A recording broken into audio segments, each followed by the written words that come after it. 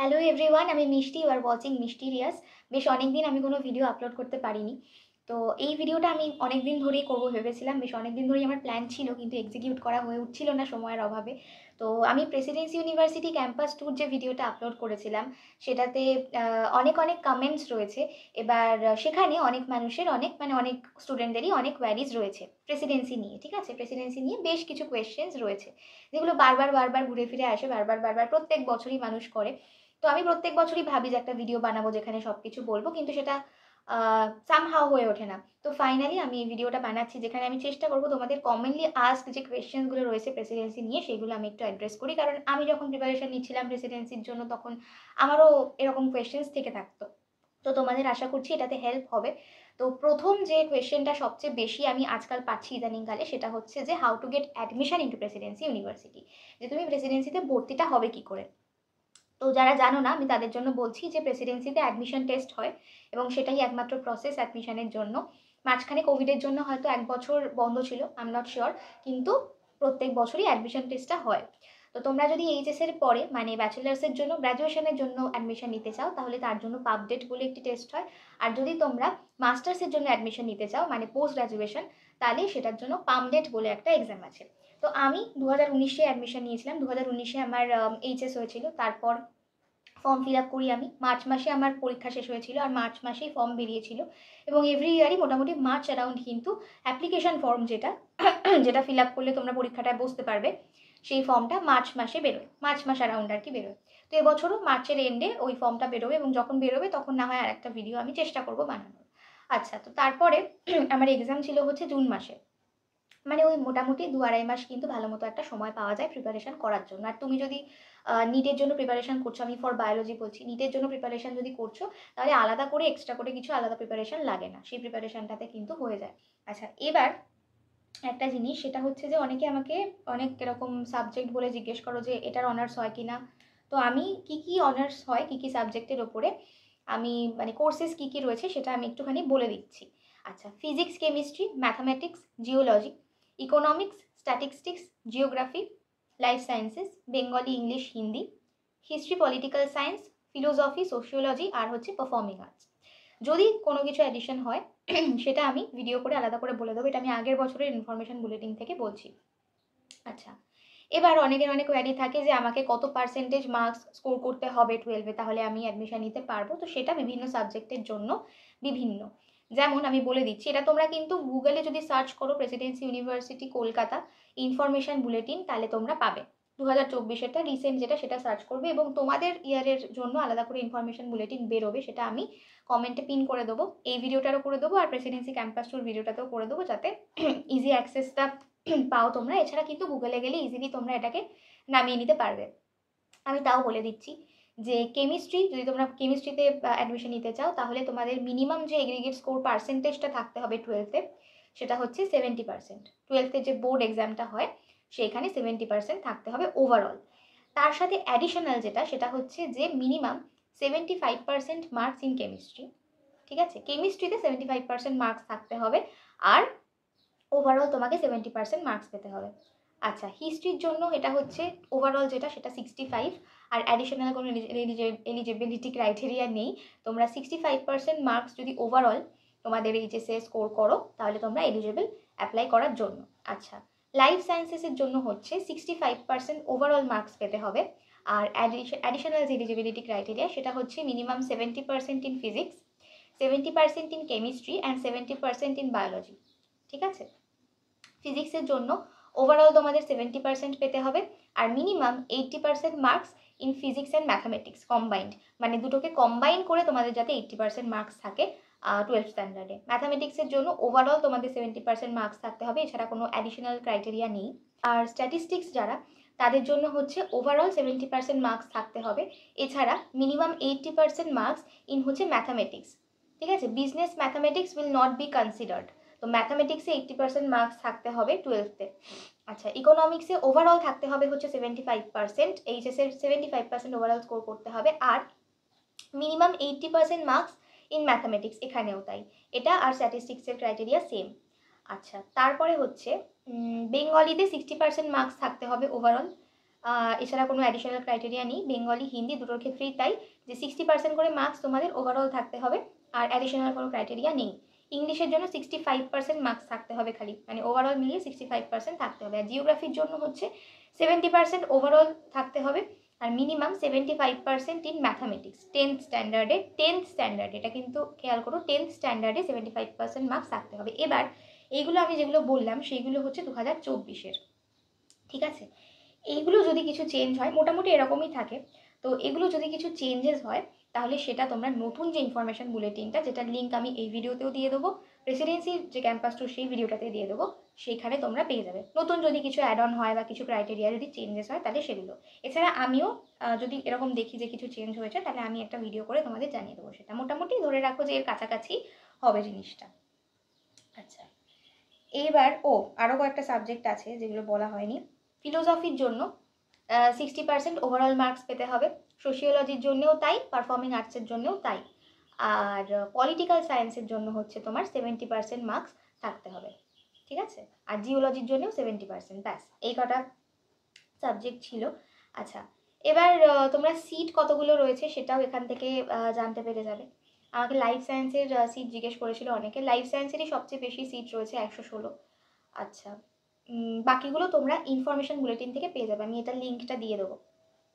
আচ্ছা, আর একটা প্রশ্ন যেটা খুব কমনলি আমাকে জিজ্ঞেস করে মানুষজন, সেটা হচ্ছে কোনো একটা পার্টিকুলার সাবজেক্টের ধরো জিজ্ঞেস করলে তোমরা যে কাট অফ কত অ্যাডমিশনের জন্য। তো এই কথাটা তোমাদের বলে রাখি যে কাট অফ কিন্তু অনেক কিছুর ওপর ডিপেন্ড করে তারপরে কাট অফটা হয়, আর এটা প্রত্যেক বছর একটু আধটু ভ্যারি করে। আমি আমার বছরে যেটা করেছিলাম যে আমি প্রিভিয়াস 2-3টে ইয়ারের কাট অফ দেখে নিয়েছিলাম যে কীরকম কী ছিল। তো মানুষ একটা টার্গেট মোটামুটি সেট করে, তো যে এত আমি স্কোর করলে তাহলে হয়তো আমার একটা সেফ স্কোর হবে। তো সেইটার জন্য তোমরা জিজ্ঞেস করছো, বুঝতে পেরেছি। তো সেইটা তোমরা গত 2 বছরের কাট অফ গুগল করলে গুগলে পেয়ে যাবে। তো আমি সেখান থেকেই দেখেছিলাম। আচ্ছা, এবার অনেকের প্রশ্ন থাকে যে আমি তো বেঙ্গলি মিডিয়ামে পড়েছি, তো আমার কি কোয়েশ্চেন বেঙ্গলিতে আসবে নাকি আমাকে ইংলিশেই আনসার করতে হবে। তোমাদের কোয়েশ্চেন মানে কোয়েশ্চেন প্যাটার্নটা হচ্ছে এমসিকিউ, সেটা নিশ্চয়ই জানো। তো এটাও সাবজেক্ট ওয়াইজ রয়েছে যে কোন সাবজেক্টে কিসে প্রশ্ন আসবে। তো লাইফ সায়েন্সে আমার যতদূর মনে আছে যে আমি বাংলাতেই পরীক্ষা দিয়েছিলাম, কারণ আমিও বেঙ্গলি মিডিয়ামেরই স্টুডেন্ট, ঠিক আছে। তো এইটা নিয়ে চিন্তা করার দরকার নেই যে কোন সাবজেক্টে পেপার আসবে।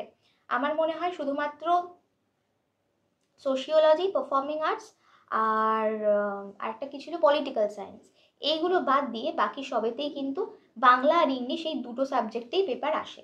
হিন্দির জন্য হিন্দিতে আসে, বাংলার জন্য বেঙ্গলি সাবজেক্টটার জন্য বেঙ্গলিতে আসে, আর ইংলিশ সাবজেক্টটার জন্য ইংলিশে আসে। বাকি যে সাবজেক্টগুলো রয়েছে, জিওলজি হোক, জিওগ্রাফি হোক, এগুলো সব, হিস্ট্রি হোক, এগুলো সবের জন্য বাংলা আর ইংলিশ দুটোতেই কোয়েশ্চেন আসে। তো আমি বাংলাতেই পরীক্ষা দিয়েছিলাম, তো এটা নিয়ে চিন্তা করার কোনো দরকার নেই যে বাংলায়, আমি তো বেঙ্গলি মিডিয়ামে পড়েছি, আমি কি করে ইংলিশে পেপার হলে দেবো। তোমাদের ওএমআর শিটে এক্সাম হয়, তো ওএমআর শিটে কীভাবে আনসার করতে হয় না হয় এগুলো একটু আগের থেকে প্র্যাকটিস করে নিও। আচ্ছা, তারপরে হচ্ছে হ্যাঁ, এটা তো গেল যে কী সাবজেক্ট। আরেকটা যেটা, সেটা হচ্ছে যে দিদি একজন আমাকে প্রশ্ন করেছিল যে দিদি আমি তো বেঙ্গলি মিডিয়ামের স্টুডেন্ট, তো ওখানে কি টিচাররা কেমন কি ইংলিশে পড়ান নাকি বাংলায় পড়ান। তো এই একটা ডাউট আমারও ছিল। আমি ছোটোবেলা থেকেই বেঙ্গলি মিডিয়ামে পড়েছি, 12th অবধি পুরোই বেঙ্গলি মিডিয়াম ছিল আমার। তো কি হবে কলেজে গিয়ে যদি সমস্ত কিছু একদম হঠাৎ করে ইংলিশে হয়ে যায়, তো এরকমটা হয় না। টিচার্সরা দুটো মোডে কিন্তু পড়ান, বাংলা ইংলিশ দুটো মিশিয়েই পড়ান, আর এতটাই মানে সহজ করে ওনারা বোঝান যে তোমাদের বুঝতে কোনো অসুবিধা হবে না। আমি বলছি আমি যে খুব ইংলিশ খুব একদম ভালো মানে ইংলিশ বুঝতাম এরকম নয়, কিন্তু আমার বুঝতে কখনো কোনো সমস্যা হয়নি। এবং যখন আমি পরীক্ষা দিতে গেছি প্রথম সেমিস্টারটাতে আমার একটু অসুবিধা হয়েছিল, তারপরে কিন্তু আমি ক্যাচ আপ করে নিই ওই জিনিসটার সঙ্গে, এবং তারপরে আর কোনো অসুবিধা হয়নি। তো আশা করছি তোমাদেরও সেটা হবে না। আর কখনো যদি কোনো কিছু বুঝতে অসুবিধা হয় তোমরা টিচারদের সঙ্গে অবভিয়াসলি কমিউনিকেট করবে, কারণ আমি অন্য ডিপার্টমেন্টের কথা জানি না, কিন্তু আমাদের ডিপার্টমেন্টের টিচাররা তারা কিন্তু কমিউনিকেট করেন যথেষ্ট ভালোভাবে। তো তোমরা শুধু তাদের থেকে জেনে নেবে যদি তোমাদের কিছু বুঝতে অসুবিধা হয়, ঠিক আছে। প্রফেসরসরা প্রত্যেকেই ভীষণ হেল্পফুল, তো চিন্তা করার কোনো বিষয় নেই। লাইফ সায়েন্স নিয়ে আমি বলছি। এবার অনেকে আমাকে অনেক আলাদা ডিপার্টমেন্ট নিয়েও জিজ্ঞেস করে, যেমন ধরো অনেকে আমাকে জিজ্ঞেস করেছে ইংলিশ ডিপার্টমেন্ট কেমন, বেঙ্গলি ডিপার্টমেন্ট কেমন। তো আমার অনেক ক্লাসমেটরা এরকম ছিল যাদের অন্যান্য ডিপার্টমেন্টের বেশ কিছু বন্ধুবান্ধব ছিল, কিন্তু আমার অন্য ডিপার্টমেন্টের বন্ধুবান্ধব খুবই কম। তো আমি না খুব বেশি অন্য ডিপার্টমেন্ট কেমন সেইটা ঠিক জানি না। তবে আমি বাংলা ডিপার্টমেন্টের কথাটা বলতে পারি, যেহেতু আমার দুটো সাবজেক্ট ছিল, দুটো দুটো মানে জি সাবজেক্টে বেঙ্গলি ছিল দুটো সেমিস্টারে। তো সেই সময় আমি ক্লাস করেছিলাম, কিন্তু যদিও সেটা অনলাইনে হয়েছিল তবুও আমি যেটুকু বুঝতে পেরেছিলাম যে টিচাররা ভীষণই ভালো, ভীষণ ভালো করে ওনারা পড়ান, এবং শুধু পড়াশোনার দিক দিয়ে নয়, ওদের মানে কালচারাল যে ব্যাপারগুলো সেগুলোও খুব সুন্দর। বিভাগীয় বসন্ত উৎসব হয়, ওদের বিভিন্ন কালচারাল অনুষ্ঠান হয়। তো বাংলা ডিপার্টমেন্টটা আমি যতদূর জানি খুবই ভালো, আমাদের ডিপার্টমেন্টও খুবই ভালো। অফকোর্স আমি তো নিজের ডিপার্টমেন্টকে ভালো বলবই, কিন্তু না সেই জন্য নয়, আমাদের ডিপার্টমেন্টও খুব ভালো। আমি যতদিন ছিলাম প্রেসিডেন্সিতে আমাদের সিনিয়র জুনিয়র রিলেশন বলো বা টিচারদের সঙ্গে স্টুডেন্টদের রিলেশন বলো, সব কিছু খুব ভালো। তো এই জিনিসপত্রগুলো নিয়ে খুব বেশি চিন্তা করো না তোমরা। আপাতত তোমরা যেটা, যদি যারা অ্যাডমিশন নিতে চাও প্রেসিডেন্সিতে, আপাতত তোমরা প্রিপারেশনটার দিকেই মন দাও। আর পারিপার্শ্বিক জিনিসপত্রগুলো সেইগুলো তো থাকবেই, সেগুলো তো পরেও জানতে পারবে, কিন্তু চিন্তা করার কোনো বিষয় নেই। ঠিক আছে, সব কিছু খুব সুন্দর, সব কিছুই ভালো। এবার কয়েকটা কমেন্ট আমি একটু দেখি যে কিছু আমি মিস আউট করলাম কিনা। আমি আশা করছি মোটামুটি তোমাদের যা ডাউট ছিল সেগুলো আমি বলে দিয়েছি। মোড অফ এডুকেশন সেটা তো বললাম। আচ্ছা, অ্যাডমিশন রিলেটেড জিনিসপত্র বললাম, কাট অফ বললাম, কোয়েশ্চেন কিসে আসে বললাম, সিলেবাস বললাম যে 11-12 সিলেবাস। 11-12 তোমরা যেগুলো পড়েছো সেগুলোকেই ভালো করে পড়বে, তাহলেই হবে। আচ্ছা আচ্ছা, একটা কমেন্ট আমি পেলাম, একজন লিখেছে 1 বছর আগে যদিও, যে প্রেসিডেন্সি বিশ্ববিদ্যালয়ের আয়তন কত, বাংলাদেশ থেকে জানতে চাই। আমি না এটা জানি না, প্রেসিডেন্সির আয়তন কত, ক্ষেত্রফল কত, বিল্ডিংগুলোর উচ্চতা কত, আমি সত্যিই জানি না। যদি সত্যি খুব এটা জানতে আপনার মানে জানাটা খুব দরকার হয়, তাহলে কিন্তু একটু গুগল করে নিতে পারেন, কারণ আমি এটা জানি না। আমি আগেও দেখেছিলাম এই কমেন্টটা, আমি ভাবছিলাম কি বলবো। আচ্ছা, এই যে একজন লিখেছে, দিদি তুমি কিভাবে অ্যাডমিশন নিলে প্লিজ একটু বলবে। আমি অ্যাডমিশন টেস্ট দিয়েই অ্যাডমিশন নিয়েছিলাম। দিদি আর্টস কি এন্ট্রান্স এক্সাম কি বেঙ্গলিতে কোয়েশ্চেন? হ্যাঁ, বেঙ্গলিতে কোয়েশ্চেন হয়, বেঙ্গলিতে কোয়েশ্চেন হয়, এটা চিন্তা করার বিষয় নেই। তুমি যে কোনো বোর্ডেরই হও, অসুবিধা নেই, বেঙ্গল ইংলিশ দুটোতেই থাকবে। আচ্ছা, একজন লিখেছে দিদি প্রেসিডেন্সিতে ইকোনমিক্স আছে? আছে, আমি তো সাবজেক্টগুলো বললাম। এই যে একজন লিখেছে, দিদি বেঙ্গলি অনার্স এমএ অ্যাডমিশন নিতে চাই, কাট অফ কেমন লাগে? কাট অফটা একটু প্রিভিয়াস ইয়ারের কাট অফ ট্রেন্ডটা একটু ফলো করো, তাহলে একটা আইডিয়া মোটামুটি হবে যে কীরকম কী থাকতে পারে। কিন্তু এভরি ইয়ার কিন্তু ভ্যারি করে, অনেক কিছুর ওপর ডিপেন্ড করে। একজন লিখেছে প্রেসিডেন্সিতে আমার 3 র্যাঙ্ক আছে, পাবো কি না জানি না। এটা কেন লিখেছে সে আমি বুঝলাম না। কোনো ডিপার্টমেন্টে আমি যতদূর জানি 1টা বা 2টো সিট তো নেই। তো 1টা বা 2টো সিট যদি কোনো ডিপার্টমেন্টে না থাকে তাহলে তুমি পাবে নিশ্চয়ই, 3 যদি র্যাঙ্ক থাকে তোমার। How to get admission into Presidency বলে দিয়েছি। একজন লিখেছে বেঙ্গল ডিপার্টমেন্টটা কেমন বলবে দিদি? বললাম, ভাল লাগে যখন এরকমভাবে দিদি দিদি করে লোকজন জিজ্ঞেস করে, খুবই ভাল লাগে। আমার সাথে অনেকেই বলেছে যে তোমার ভিডিও দেখেছি কিন্তু এখন ভর্তি হয়েছি, কিন্তু তুমি তো এখন কলেজে নেই, তো দেখা হয় না। কলেজে আমি গেছি লাস্ট হচ্ছে আমার মনে হয় পুজোর আগে আগে, অক্টোবর মাসে, তারপর আর যাওয়াই হয়নি বিভিন্ন কিছুর জন্য। তো আমি আবার যাব হয়তো, ডিগ্রি সার্টিফিকেট আমাদের যখন দেবে তখন ডিগ্রি সার্টিফিকেট নিতে যাব। তাছাড়া কলেজে যাওয়ার খুব একটা কারণ নেই আপাতত, তো সেই জন্য এখন আমার যাওয়া হয় না।